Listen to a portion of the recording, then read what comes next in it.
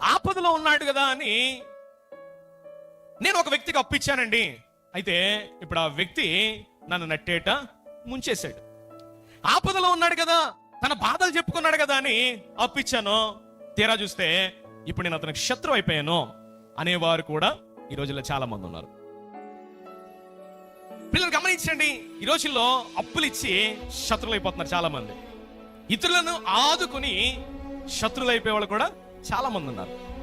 దేవుని బిడ్డలారా, ఒక విషయం చెప్పగలను, నీ అవసరంలో నిన్ను లేవనెత్తిన వారిని నీ జీవితంలో ఎప్పుడు కూడా మర్చిపోకూడదు. దేవునికి స్తోత్రం కలుగును గాక.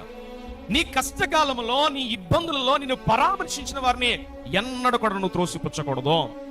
నీ కష్టం వచ్చినప్పుడు, నీ బాధ వచ్చినప్పుడు, నువ్వు ఇబ్బందులు కొలుముకుండా వెళ్ళినప్పుడు, నీకు ఏమీ లేనప్పుడు నీకు ఎవరైతే సహకరిస్తారో, ఎవరైతే నిన్ను వెన్నంటే తడతారో, నేను అన్ని విషయాల్లో బలపరుస్తారో, అలాంటి వారిని నువ్వు చనిపోయే వరకు కూడా విడిచిపెట్టద్దు.